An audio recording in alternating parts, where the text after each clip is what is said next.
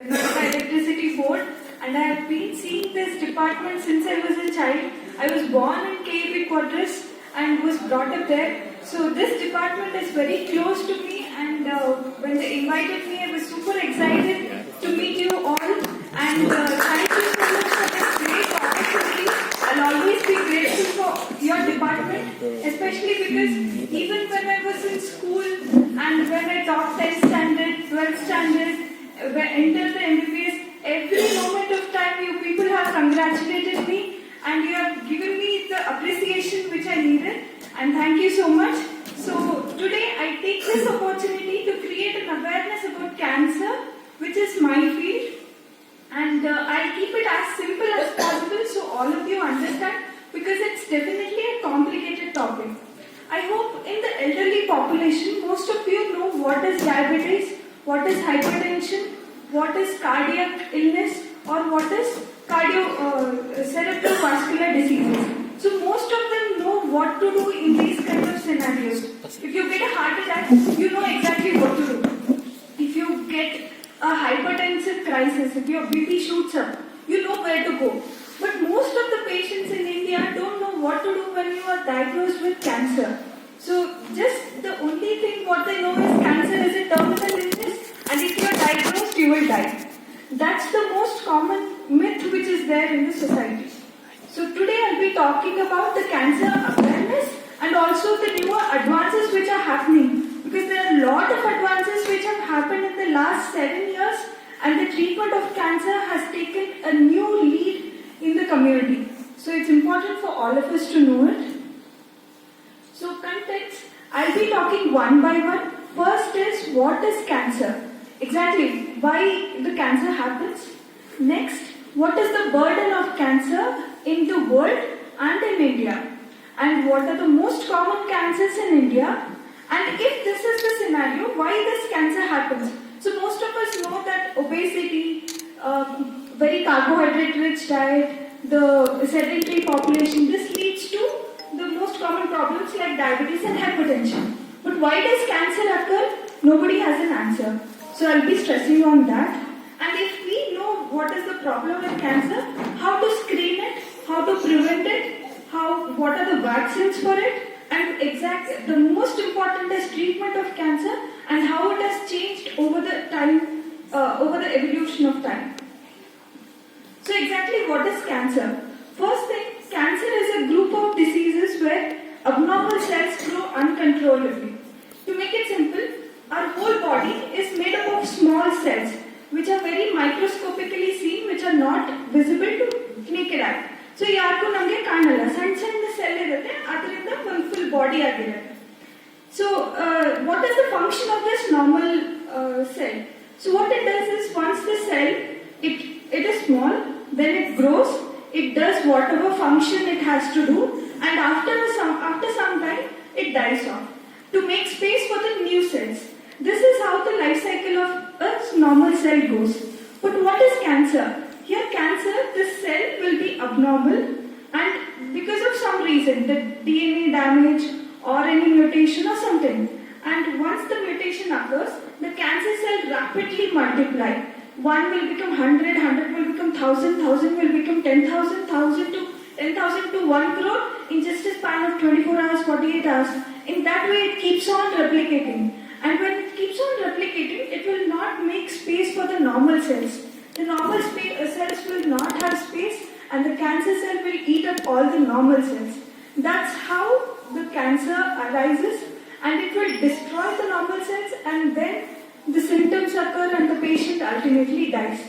To keep it simple, if you think Bangalore as a body, Bangalore city as a body, some terrorist starts from Marathalli, and the terrorist population increases.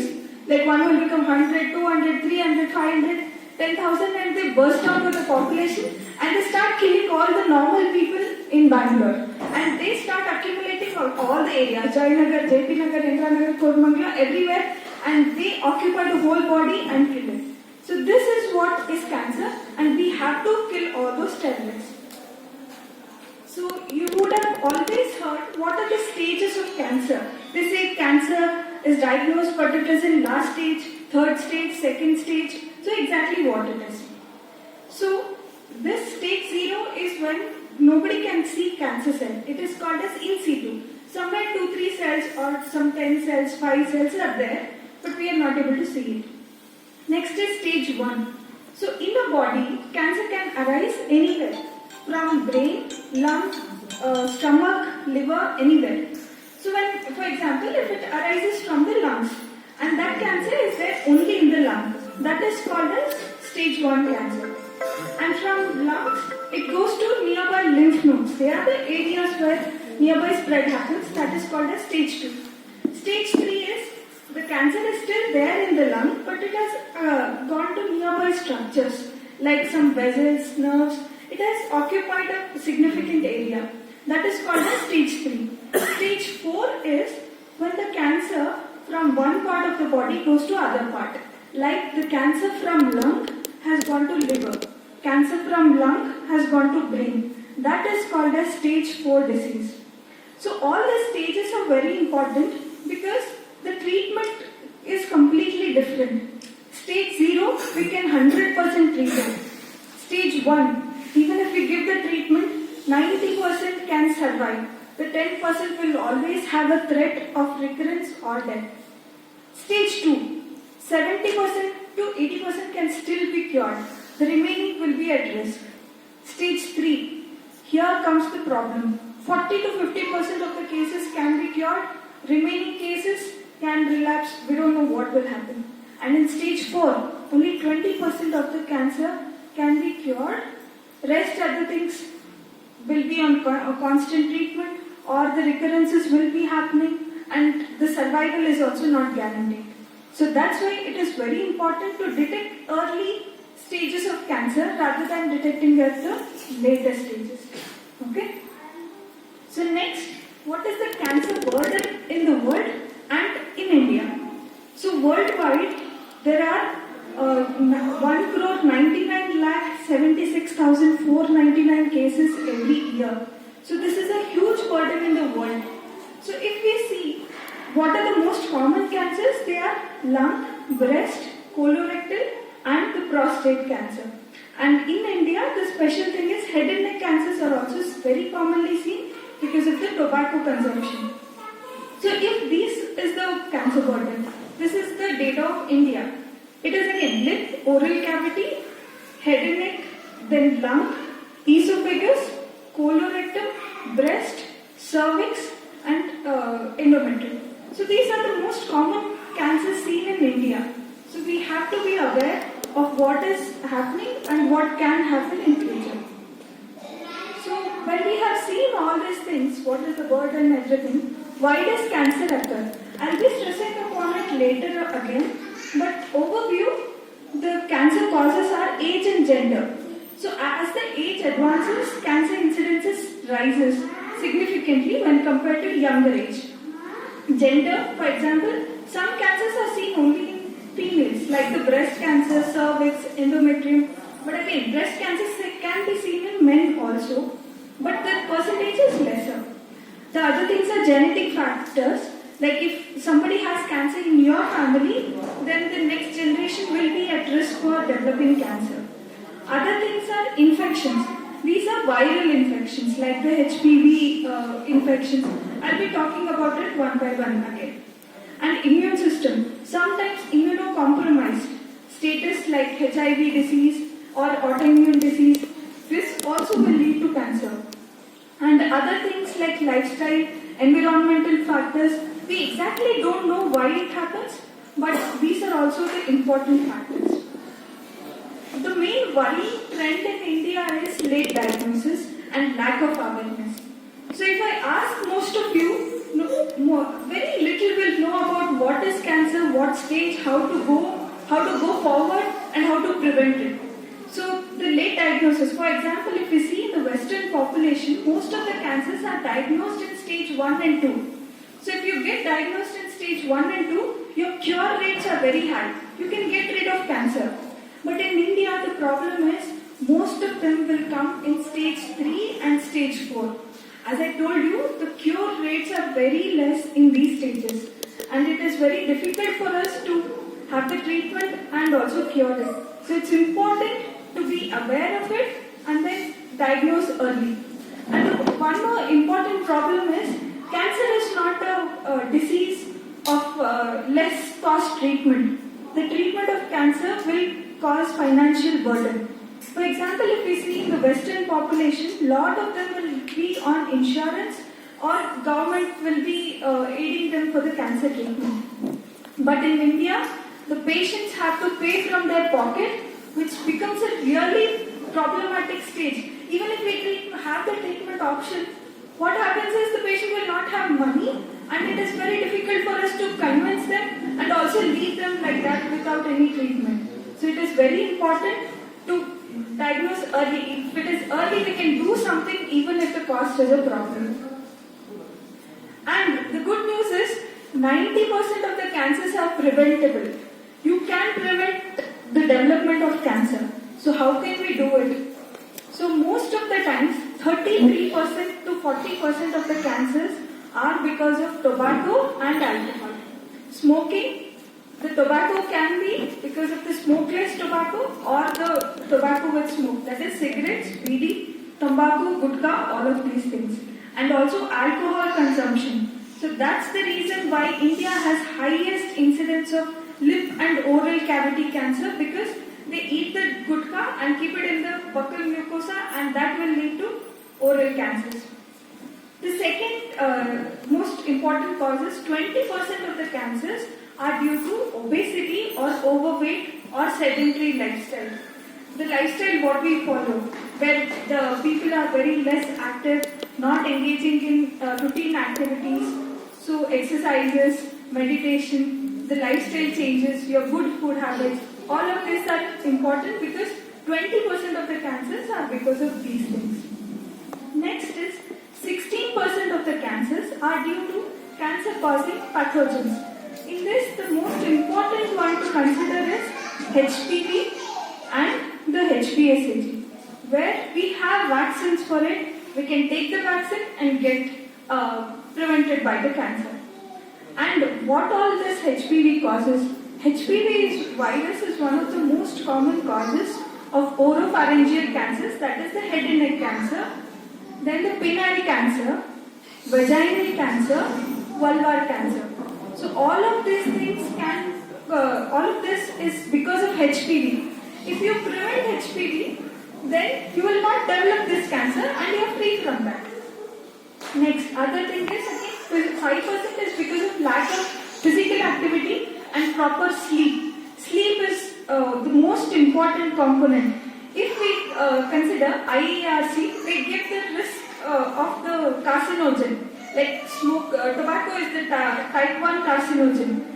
Lack of sleep is also a type 1 carcinogen. So sleep every day 8 hours is compulsory. Whatever it is, however stressed you are, leave everything and sleep well. Next is poor dietary habits. That is the junk food, whatever we eat something because of cravings, but it is to be avoided as much as possible. 2% are because of sun exposure. This is not very common in India. We can get exposed to sun. This is more in the Western population. So I was talking about all this cancer. It's still 81%, right? If you go back to the earlier slide, it's still 81%. Remaining 19%? We don't know. Okay, we don't have any. No. Some 10% we can put it to some familial factors, genetics, but the remaining is not known. That's the problem with cancer, because even doctors don't know most of the things here. It's a very new field which is emerging. The cancer was, as a disease, is old, but the treatment and why it happens, that is still emerging. So we don't know the remaining one. Should I continue? I have a couple of other questions. Yeah. You want me to take it and continue? You want to? I mean, it's up to you. I don't want to bother you. Afterwards. Okay, finish it? Okay, good. So how can we screen and diagnose cancer early? So 4 most important cancers which can be screen detected and diagnosed early. There is one more, prostate. I will mention it later. So first is lung cancer, second is breast cancer, third is cervical cancer, fourth is colorectal cancer, and there is one more, fifth is prostate cancer. So all of these 5 major cancers, which are the most common cancers in India and worldwide, can be screen detected. You just go for a screening routinely, and then if you detect early, will treat early. If there is nothing, come back for the next screening. So first, coming back one by one. First is lung cancer.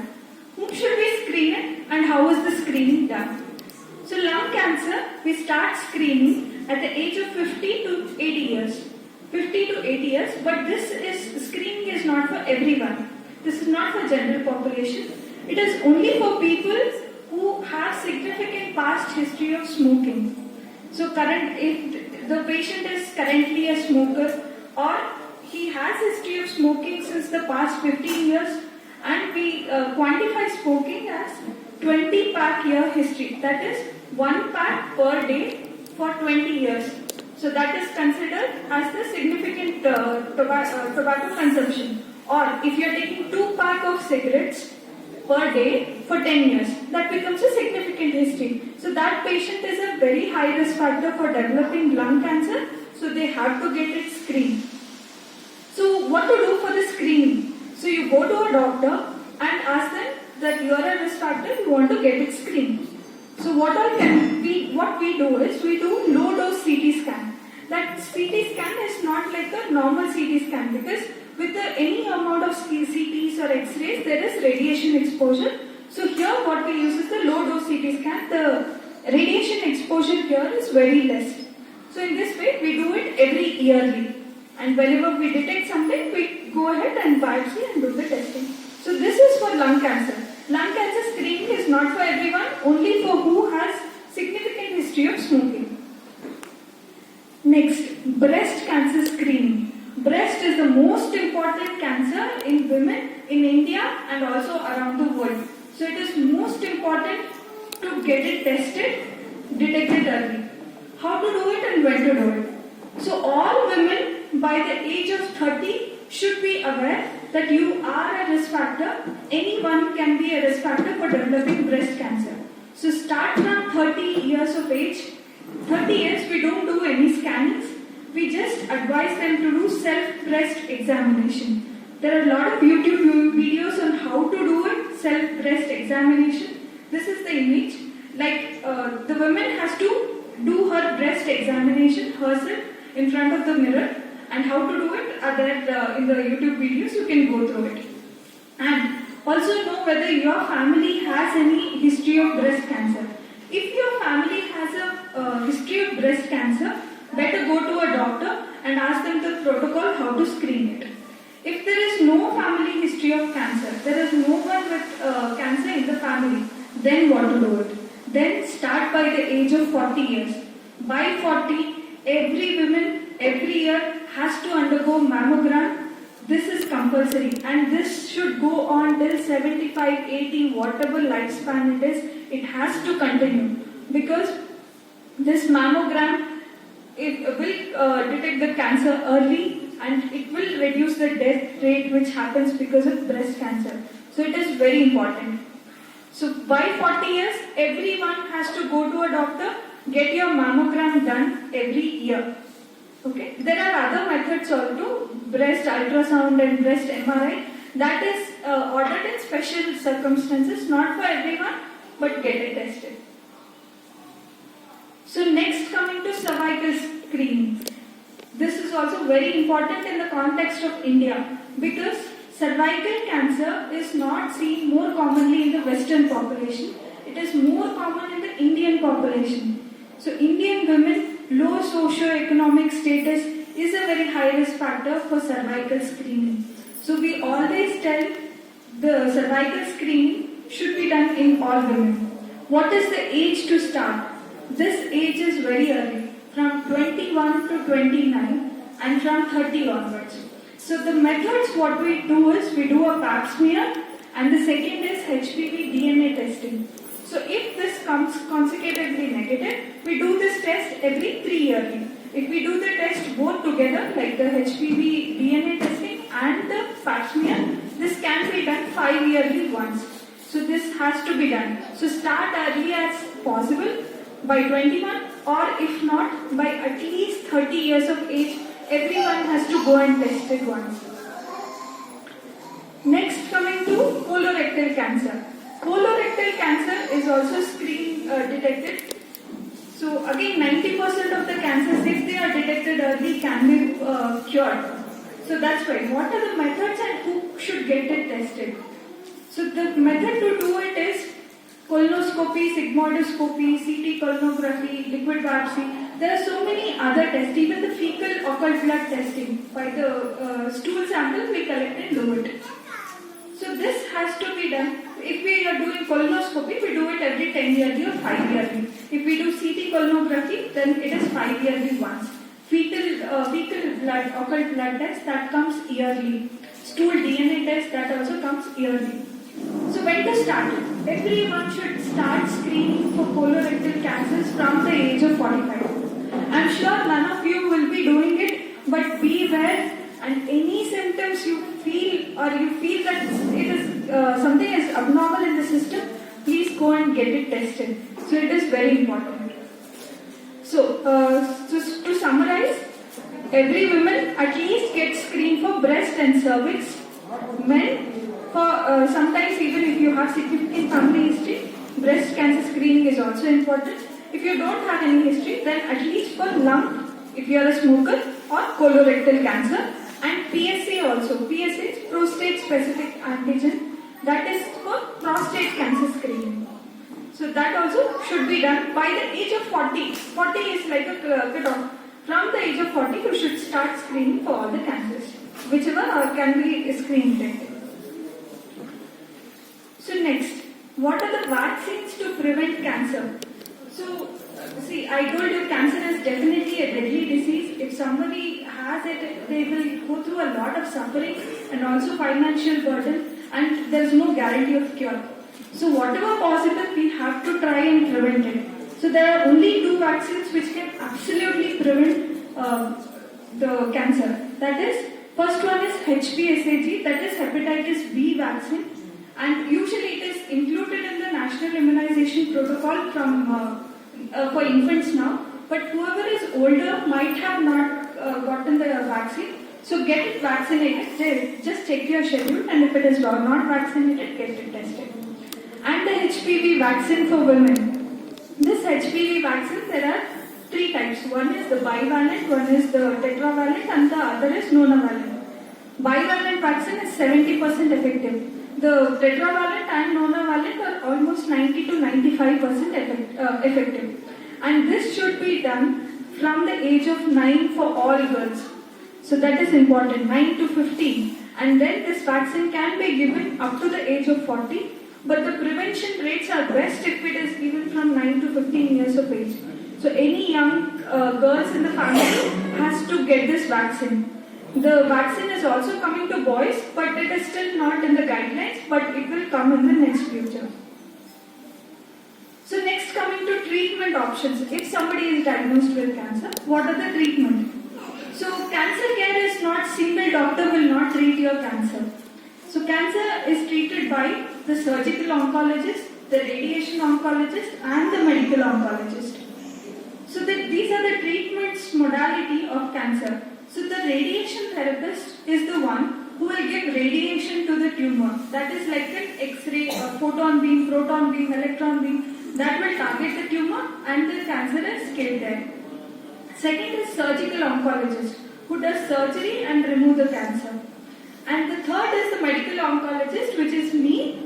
We will be dealing with chemotherapy, immunotherapy, targeted therapy, hormonal therapy, bone marrow transplant, and the newer therapies which are coming in. So we will be dealing with all of this.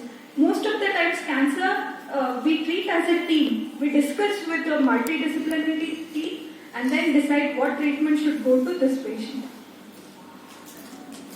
So these are the treatment: surgery, chemo, radiation, and targeted therapy. I'll explain it one by one so that all of you understand what are the treatment modalities for cancer. So first is chemotherapy. How is chemotherapy given? So chemotherapy is most of the time given as IV route, IV saline in the drip. Patients goes to the hospital and then chemotherapy is injected into the body and then sent back. So what is this chemotherapy? Chemotherapy will always kill the rapidly proliferating cells, I told you cancer cells multiply very fast. So in that way, whoever is multiplying very fast, the chemotherapy will target it. The problem with chemotherapy is the side effects. Everyone, when you hear the name chemo, everyone gets scared. The patients will go bald, hair fall, vomiting, nausea, diarrhea. So these are the most common. Why does this happen? Because in the normal body, the skin, the hair and the GI system, that is the food passage system, these cells also rapidly multiply. So along with the cancer cells, even these cells get killed. And that's the reason why all of these patients develop these symptoms. So next, coming to radiation therapy. So radiation therapy is the patient, the scan is done, the tumor is marked, and only to that area the beams are passed, the proton beam, electron beam, photon beam, all are passed, and only that area the cancer cells are killed. So this way radiation happens. These are the traditional methods, but there are a lot of problems with this. I told you the nausea, vomiting, diarrhea, the hair fall, everyone is scared because of this. Everyone is scared of cancer because of this.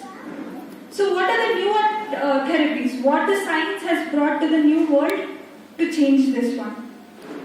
So now we have monoclonal antibodies, antibody drug conjugates. What are these? So there is a cancer cell. I explained it previously. So if this is a cancer cell, the cancer cell will have some marker, like a name. Every individual has some name. So this cancer cells also will have this. These are some of the markers here. So what we do is, we put this monoclonal antibodies into the cell. So monoclonal antibodies will go and attach to the cancer receptor. That is these here. They are like the identification marker for cancer cells. So these monoclonal antibodies, these are the antibodies, they will go and attach to the cancer cell. And when they attach to the cancer cell, the immune system in the body is activated. So that immune system will go and destroy this cancer cell. So these kind of therapies are very targeted. So they don't kill the normal cells, like in chemotherapy, where normal cells are also killed. This won't kill the normal cell, it will go and attack only the cancer cell, and cancer cells will die. So the problem with this is, again, if the cancer don't put the receptor or anything, the treatment will be very less effective. So the newer advance is the antibody drug conjugates. This is brand new therapy, it has come in the last 7 years. So what we do is, the same like this monoclonal antibody is taken here, and to this monoclonal antibody, we attach this chemotherapy here. So this, the star looking thing here is the chemotherapy. And that chemotherapy is bound to this monoclonal antibody through a linker. So what happens when we inject this into the body is, this monoclonal antibody goes and attaches to the cell surface, to the cancer cell marker. And once this antibody goes inside, the chemotherapy is released. So what is the importance of this is, see, anyway when the monoclonal antibody goes and attaches to the cancer cell, the cancer immune system is activated and the cancer cell dies. Along with this, the chemotherapy goes only inside the tumor cells. It will not go to the normal cell. It will go only to cancer cell and kill it. So in this way, the normal cells are spared. So this is the newer advances. Now coming to immunotherapy. Most of you would have heard about immunotherapy. What is this immunotherapy? I told you the problem with the traditional treatments. So immunotherapy is new one. So if we get, for example, cough or cold, fever, everyone will get it. But sometimes even if you don't take any treatment for it, you will get cured of it. You will recover by 5 to 6 days. How did you recover? Because we have our own immune system which can fight against anything. So in the same way, body has the capacity to fight against cancer also. So what is this immunotherapy?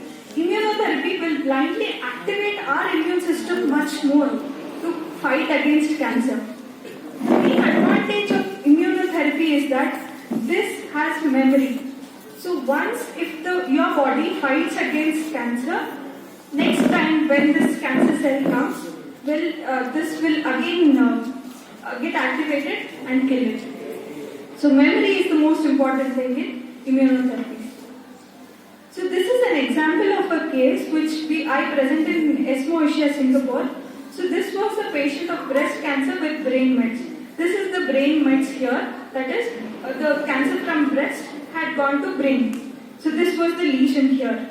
You can see it clearly. And we gave 3 doses of TDXT. That was the antibody drug conjugate. And this was the result. There is no cancer seen in that patient. And she is still alive till today. In olden days, the doctors would have told, you have only 2 months, 3 months left and you will die. But see this miracle of science which has happened now. The patient is still alive. So that's the beauty of targeted therapies. Next is the BiTE therapy. Here, this is the BiTE molecule. What it does is, it brings the cancer cell, it brings the immune system. They are like the policemen of our body. So they bring both of them, attach them together and make them kill. That's the way the BiTE therapy goes. These are all very new, very targeted therapies where normal cells are spared. This is CAR T cell therapy. CAR T cell therapy is from the patient, cancer patient. We take out the WBCs. WBCs are like the policemen who fight against cancer. So these policemen are trained with the specific cancer antigen. So when they are trained, these cells will only target, they get trained to kill only the cancer cells. So we train here and they are there expanded. Lot of policemen comes with who knows how to deal with cancer and they are injected into the body. And that's how the main important thing is that once we give all these therapies, most of them are very long lasting. Sometimes even cure is possible, even in stage 4. That is the most important thing. So this is again the same thing. So this is the theme of 2025, United by Unique. So nowadays cancer treatment is not a blanket treatment. Every patient we individualize, we see what target can be given and give it so that the patient has less symptoms, less side effects and also cure as much as possible. So last I want to say, cancer is definitely a deadly disease. It's emotionally draining, financially draining and a lot of suffering. So that's why we are always there with you. So anything happens anytime, please come to the doctor, get it tested. So in India, I told you, the late diagnosis because of taboo or something else. So this will be there. So get it tested. We are always there to help you. Thank you. Any question? Let me answer. You would.